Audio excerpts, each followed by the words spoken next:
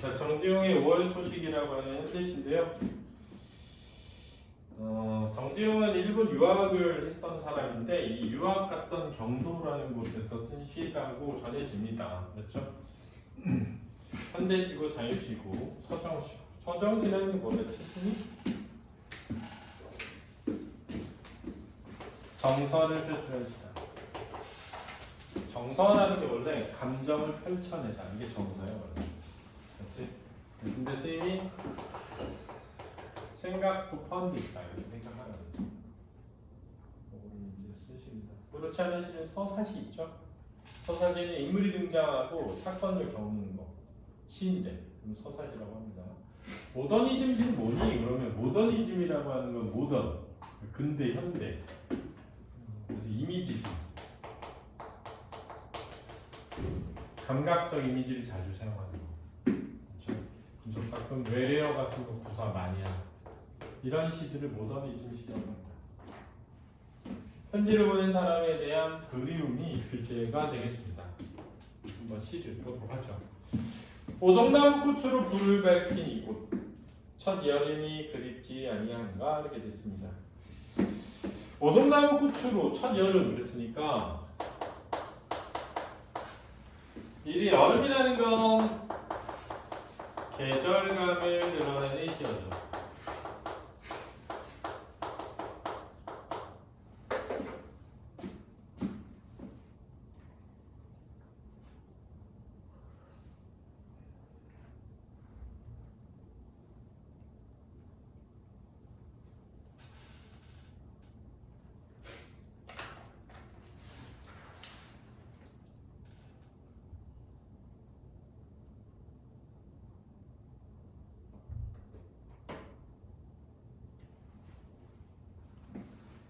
근데 이 오동나무 꽃이 피는 계절이라고 했을 때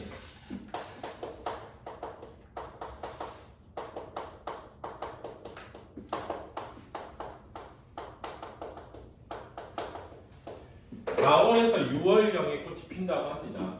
그러니까는 여름이 막 시작되는 때라고 할 수 있죠. 그렇죠? 그래서 오동나무 꽃으로 불 밝힌 이곳 그랬으니까 이게 지금 화자가 처한 곳 공간에 대한 설명으로 보이고요.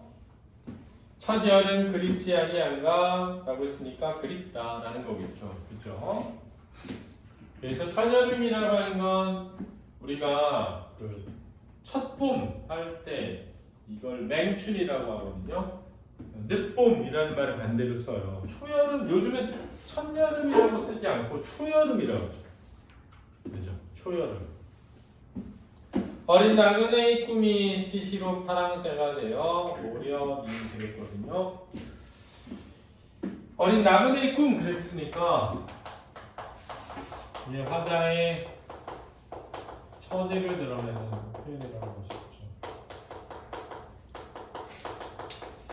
이 시가 쓰여진 때를 보면 유학 시절이니까 그러면 이 나그네의 꿈은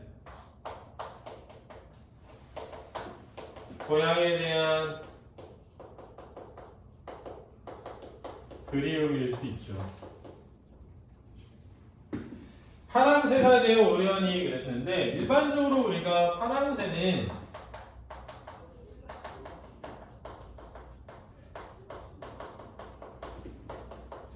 시에서 소식을 전하는 것으로 많이 쓰입니다.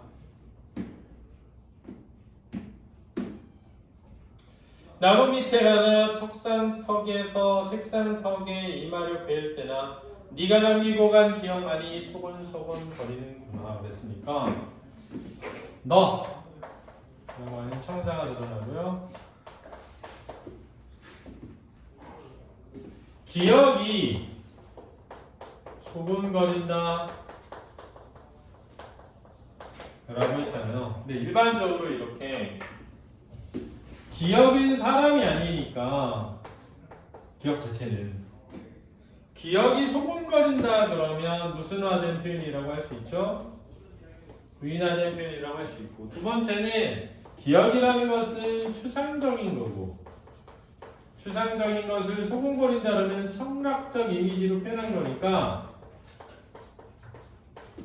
감각적인 것이고 이거는 구체적인 것이어서 구체적으로 무슨화했다? 형상화했다라고 할 수 있죠. 그러면 소곤거린다는 말은 뭐니? 라고 할 때 소곤거린다는 거 떠오르다. 너에 대한 기억이 어디에서나 떠오른다. 이렇게 해도 되겠죠.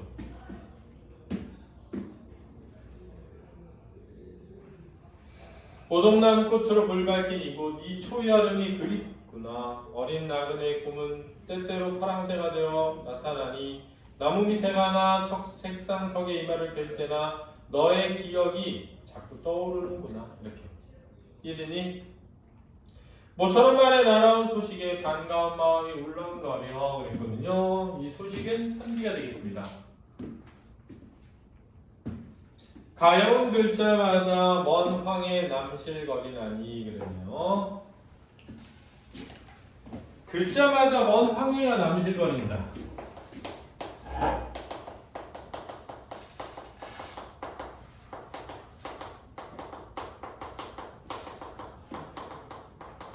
우리는 좀 크게 표현하면 이걸 넘실거린다라고 음성 모음으로 표현하거든요. 남실거린다 그러면 약간 좀 작은 느낌의 이미지를 주는 거예요. 근데 이 황해라고 하는 건 어디죠?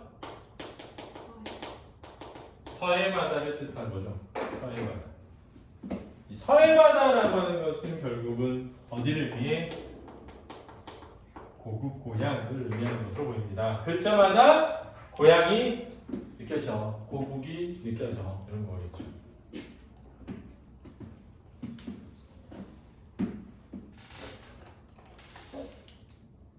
나는 갈매기 같은 종선을 한창 치달리고 있다 이렇게 돼 있는데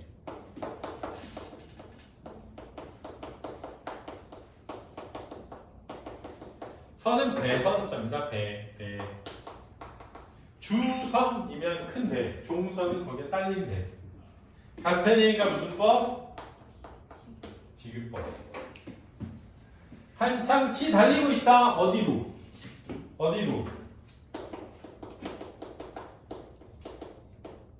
어디 향해? 고국을 향해. 그림이 되겠죠. 그렇죠?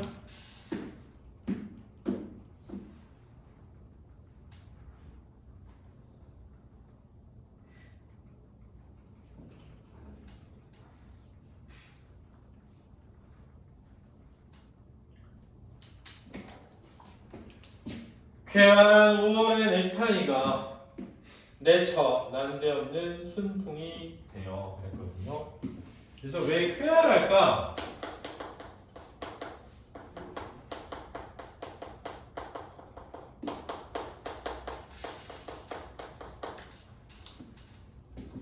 쾌활한 5월의 넥타이가 그랬으니까 넥타이를 무슨 화했죠? 의인화된 표현이죠.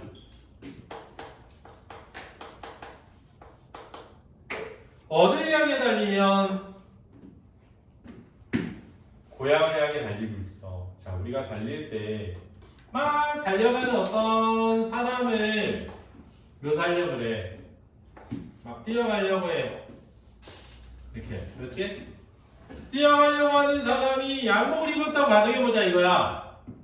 양복을 입었다고 가정해보자 이거야. 그럼 양복을 입은 이 사람의 목에 넥타이가 있다고 가정하면 넥타이가 이렇게 됐을 수 있잖아, 그렇지?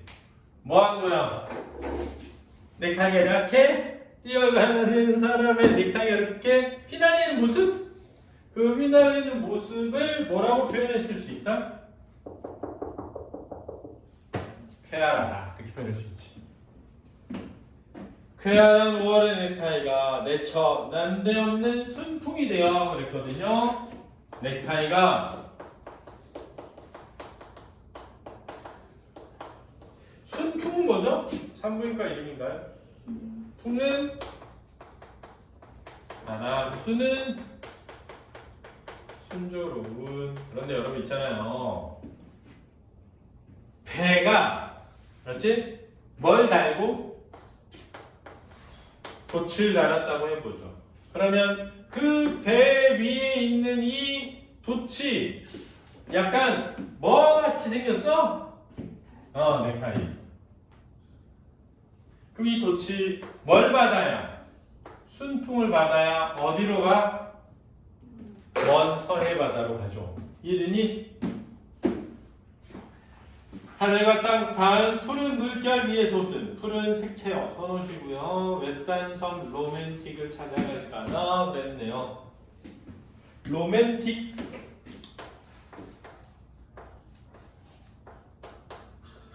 외래어를 사용하고 있는데 이런 외래어의 사용이 무슨 이즘시? 모더니즘시의 특징입니다. 근데 로맨틱의 뜻이 뭐야? 로맨틱이 로망스에서 온 거야? 같은 거 아닌가? 그게 낭만이라고 번역한 건가? 낭만이죠? 낭만이죠?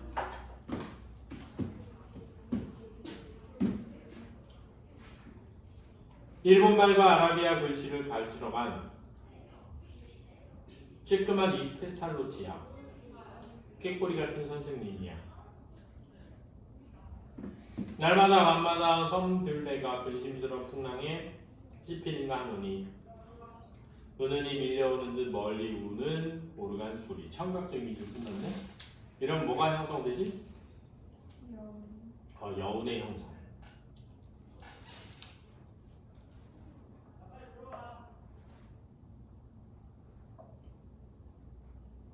여운의 형성. 써놓으시고요.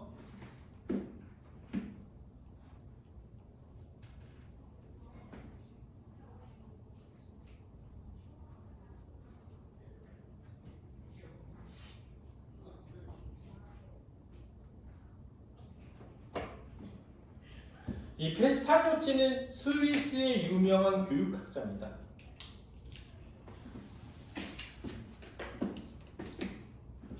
그러니까 일본말과 아라비아 글씨를 가르치러 간 조그만 이 페스탈로치아라고 할 때 페스탈로치아라는 건 그 너를 페스탈로치에 빗대어 표현한 겁니다. 그렇죠?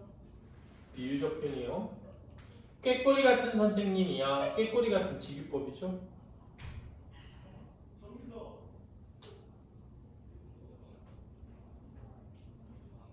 멀리서 밀려오는 듯 멀리서 오는 오르간 소리. 이것도 너의 오르간 소리가 되겠습니다. 그렇죠? 날마다 밤마다 섬둘레가 근심스러운 여기 섬은 누가 있는 곳? 너가 있는 곳. 그렇죠? 그래서 그 위에 외딴 섬 로맨틱을 찾아갈까나 이건 너를 찾아가고 싶은 마음이라고 되는 거야. 너를 찾아가고 싶은 마음.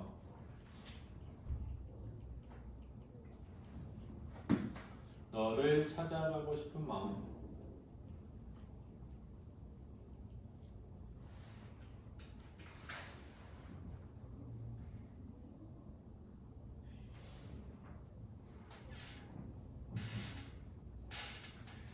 그 3번 문제 잠깐 볼까? 1920에서 30년대 모더니즘 시는 감각에 대한 지향성을 강조했다는 점에서 미학적 언어로 낭만적 경향을 표현하거나 사상성을 앞선 이전의 시와는 구별되었다.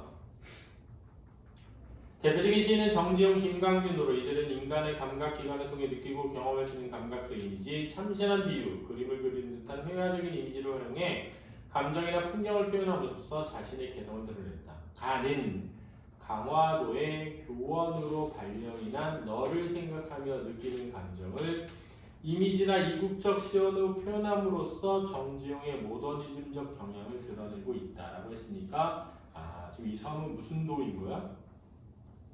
강화도가 되는 거야. 알았니? 됐죠? 그래서 이거를 실제 시인의 삶과 연결해서 해석해보면 이게 강화도를 의미하는구나 라고 할 수 있는 거야.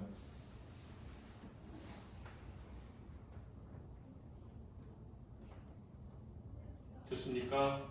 이렇게 하면 되겠고요. 그 다음에 그래서 정리를 해봐야겠네요.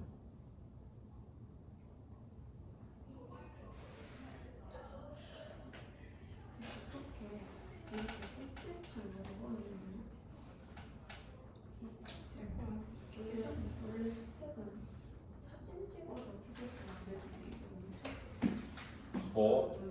수특 그거 PDF 올려준 거? 네. 스님이 올려준 거? 네. 그러게. 어떻게? 아 내부에서 약간 유출한. 그래 쓸 수 있죠. 그거.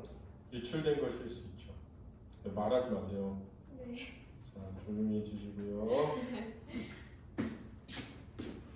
화자는 누구? 자. 나. 성자는 누구? 너.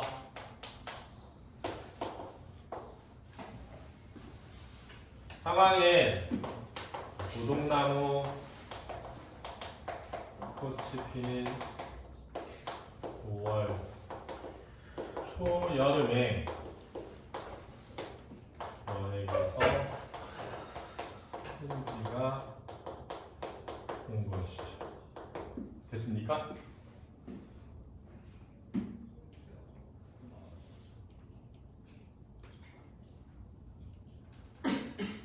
나는 너가 남긴 기억이 어디에서나 살아가고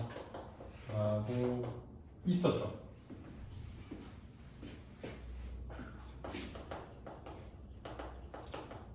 그러다가 반가운 너의 소식이, 그렇지?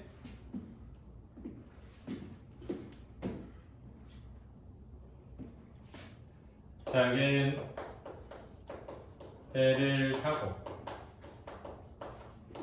내가 있는 서해의 강화도에 달려가고 픈 마음이죠.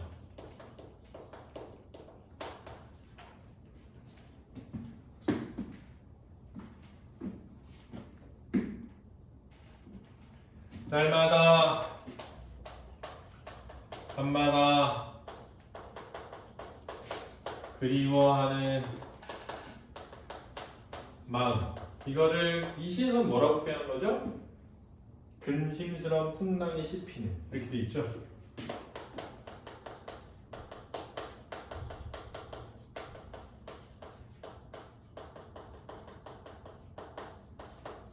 그러니까 결국은 너에 대한 뭐의 마음이기도 해? 걱정의 마음이기도 하죠.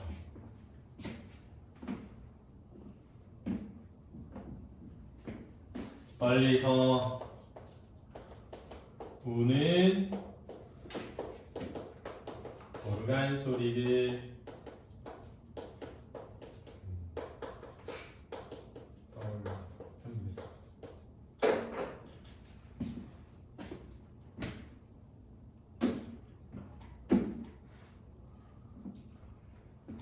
하나는 야 너가 남기고 간 기억 이 어디에서나 떠오르고 있었어. 그만큼 난 널 그리워하고 있었어. 그런데 너의 반가운 소식이 들려와서 나는 너무나 좋았어. 그래서 유쾌한 마음으로 당장이라도 너에게 뭐 하고 싶었어? 달려가고 싶었어. 그러나 달려가지는 못하지 않니, 그지? 그래서 너에 대한 그리움으로 또 너에 대한 근심과 뭐? 걱정으로 하루를 보내고 있단다 라는 시를 5월 소식이라는 시로 정준이 썼다라고 생각하시면 되겠습니다. 밑에 와사등은 영상을 보시기 바랍니다. 그리고 문제를 풀어오시면 되겠습니다. 숙제입니다.